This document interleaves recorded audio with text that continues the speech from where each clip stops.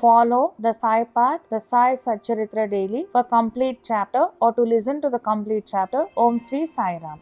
Om Shri Sai Ram, Om Ganeshaya Namaha. With the blessings of Baba, I am starting chapter 5. Baba is written with Chand Patil's marriage party, welcomed and addressed as Sai, contact with other saints, his attire and daily routine, the story of the Padukas, wrestling bout with Moinuddin and change in life, turning water into oil, the pseudo guru Jawhar Ali. These are the topics covered in chapter 5, written with Chand Patil's marriage party. As hinted in the chapter 4, I shall now describe first how Sai Baba returned to Shirdi after his disappearance. There lived in the Aurangabad district, Nizam state, in a village called Dhoop, a well-to-do Mohammedan gentleman by name Chand Patil. While he was making a trip to Aurangabad, he lost his mare. For 2 long months, he made a diligent search but could get no trace of the lost mare. After being disappointed, he turned from Aurangabad with the saddle on his back. After traveling 4 miles, 4 kos and a half, he came on the way to a mango tree at the foot of which sat a fakir.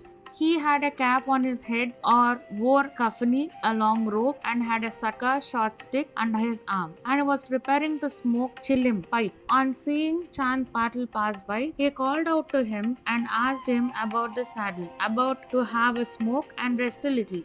The queer fellow or fakir asked him about the saddle. Chand Patil replied that it was of his mare which was lost some time back. The fakir asked him to make a search in the Nala close by. He went, and the wonder of wonders, he found the mare there. He thought that this fakir was not an ordinary man but an Avalia, a great saint. He returned to the fakir with the mare. The chilim was ready for being smoked, but 2 things were wanting: fire to light the pipe, water to wet the chappi, piece of cloth through which the smoke is drawn up. The fakir took his prong and thrust it forcibly into the ground, and out came a live ember, which he put on the pipe. Then he dashed the satka onto the ground, from where water began to ooze. The chappi was wetted with the water, then wrung out and wrapped round the pipe. Thus, everything being complete, the fakir smoked the chilim and then gave it also to Chand Patil. On seeing all this, Chand Patil was wonderstruck. He requested the fakir to come to his home and accept his hospitality. The next day,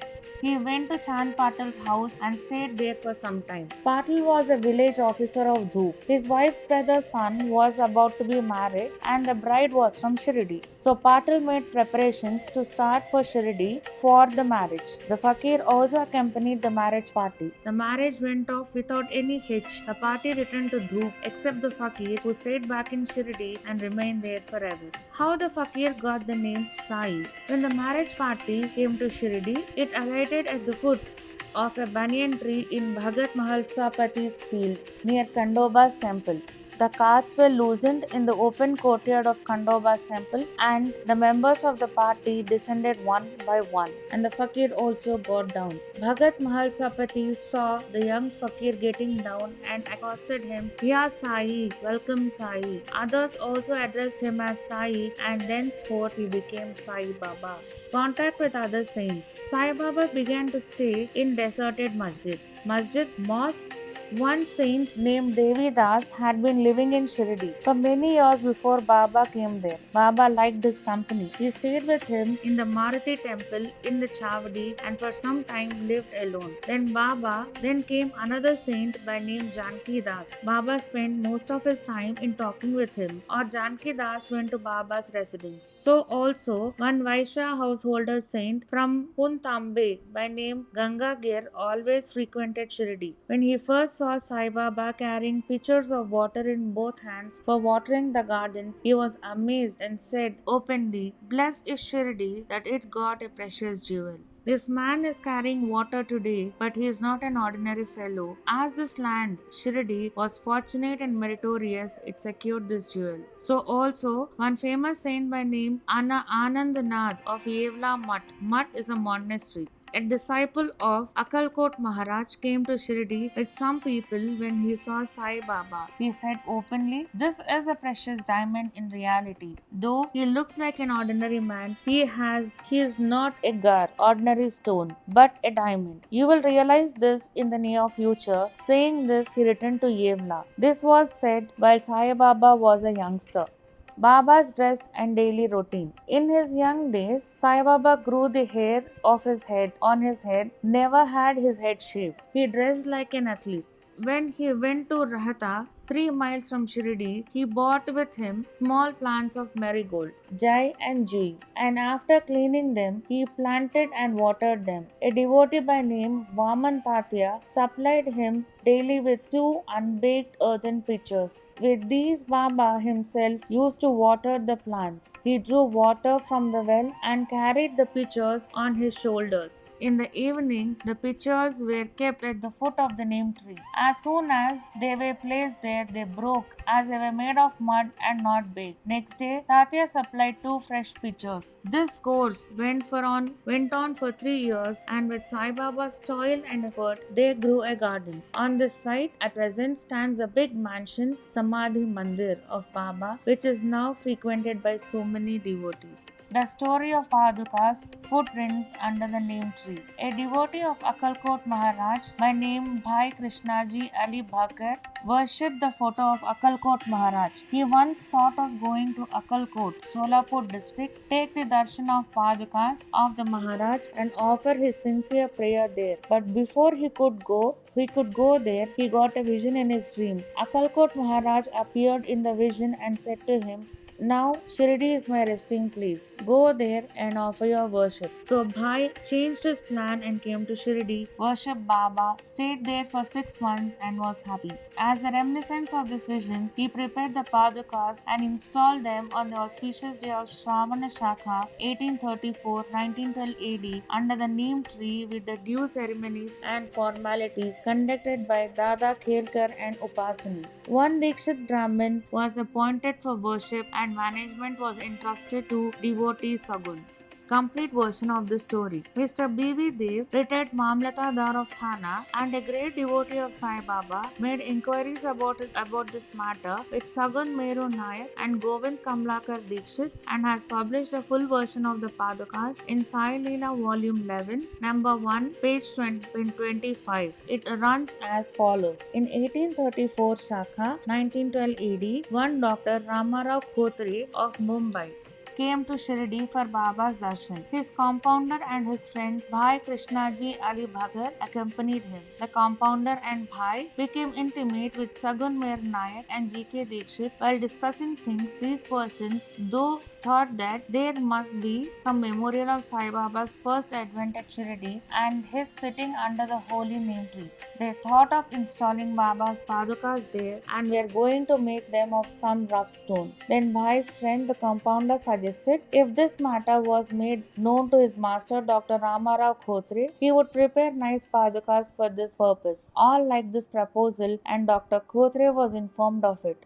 He came to Shirdi and drew a plan of Padukas. He went to Upasani Maharaj in Kandoba's temple and showed him his plan. The latter made many improvements, drew lotus, flowers, conch, disc, mace, etc. and suggested that the following shloka verse regarding neem tree's greatness and Baba's yogic powers be inscribed. The verse was as follows. Sadanimba vrikshasya mooladhivasad Shudhasravinam tekamavya priyantam Tarum kalpa vrikshadikam sadayantam Namamishwaram Sadgurum Sainadam. Upasani's suggestions were accepted and carried out. The Padukas were made in Mumbai, sent to Shirdi with the compounder. Baba said that they should be installed on Purnima, 15th of Shravan. On the day at 11 am, G.K. Dikshit brought them on his head from Kandoba's temple to Dwarka Mai Masjid in a procession. Baba touched the Padukas, saying that these are the feet of the Lord and asked the people to install them at the foot of neem tree.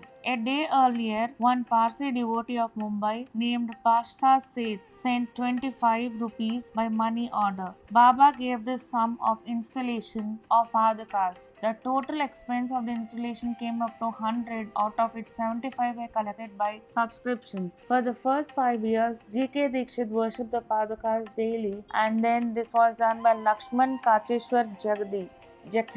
In the first 5 years, Dr. Kothare sent rupees 2 per month for lighting the lamp, and he also sent railing rounds the Padukas. The expense of bringing the railing from the station to Shirdi was rupees 7, rupees 50 paisa at present, and roofing was paid by Sagun Meru Nayak. Now Jakhadi Nana Pujari does the worship and the Sagan Mere Nayak offers the Naivedya and lights the evening lamps. Bhai Krishnaji was originally a devotee of Akkalkot Maharaj. He had come to Shirdi at the installation of the Padakas in Shaka 1834 on his way to Akkalkot. He wanted to go to Akkalkot after taking the darshan of Baba. He asked Baba's permission for this. Baba said, "Oh, what is there in Akkalkot? Why do you go there? The Maharaj of that place is here, myself." Hearing this, Baba did not go to Akkalkot.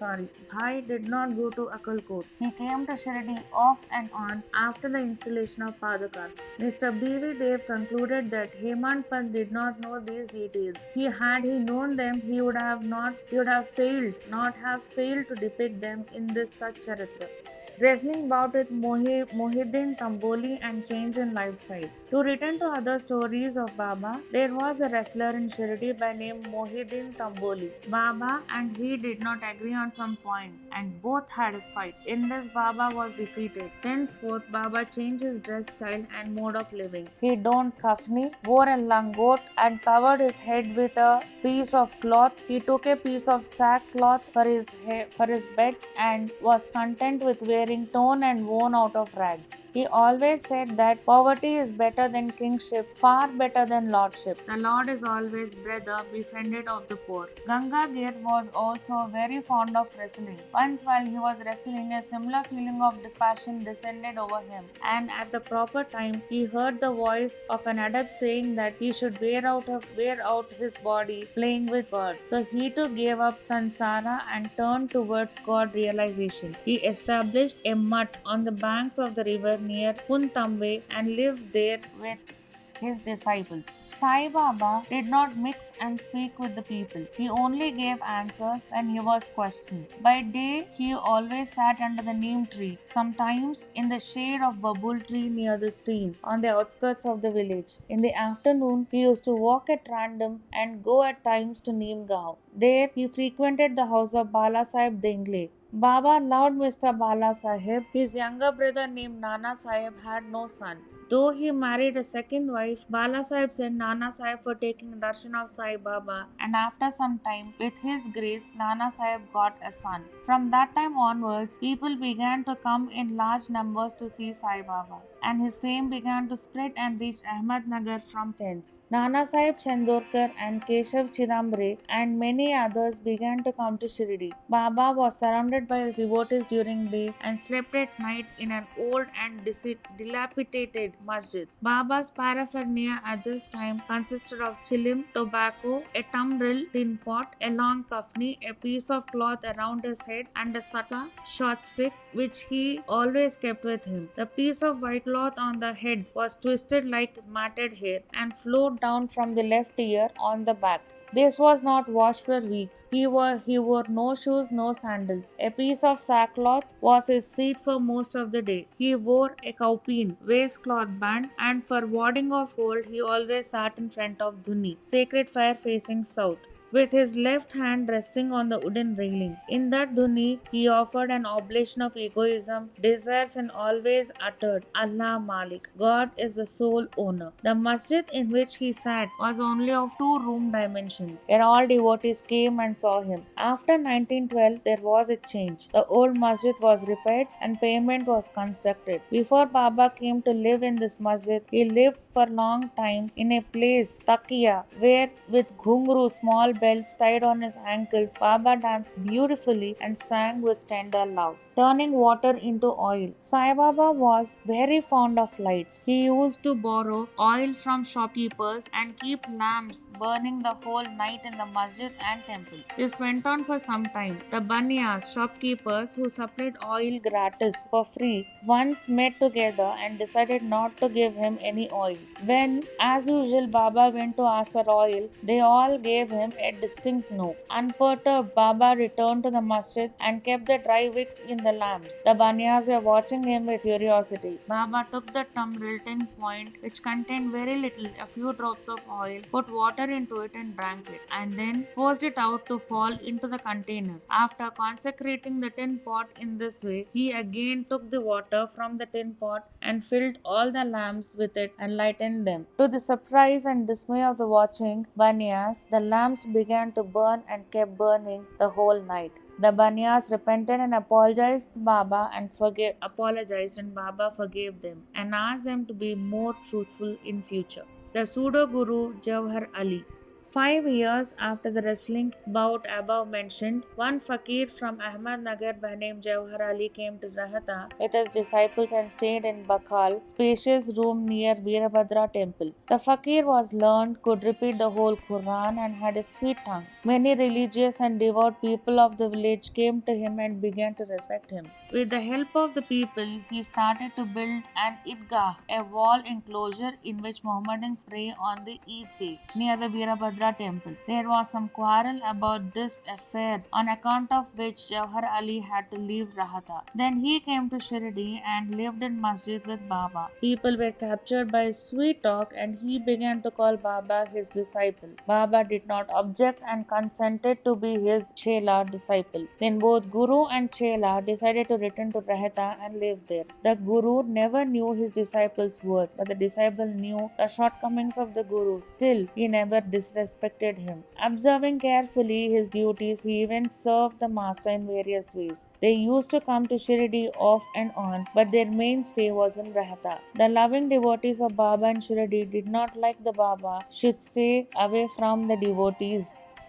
away from them in Rahata. So they went in a deputation to bring Baba back to Shirdi. When they met Baba near the Idgah and told the purpose for which they came, Baba said to them that Fakir was angry, ill-tempered fellow. He would not leave him and that they should better go back to Shirdi without him before the Fakir returned. While they were thus talking, the Fakir turned up and was very angry with them for trying to take away his disciple. There was some hot discussion and altercation. It was finally decided that both Guru and Chela should return to Shirdi, and so they returned and lived in Shirdi. But after a few days, the Guru was tested by Devi Das and he was found wanting. 12 years before Baba arrived in Shirdi with the marriage party, this Devi Das, aged about 10 or 11 years, came to Shirdi and lived in Maruti temple. Devi Das had fine features and brilliant eyes, and he was this passion incarnate of Dhyani. Many people, namely Tatya Kote, Kasinath and others, regarded him as their Guru.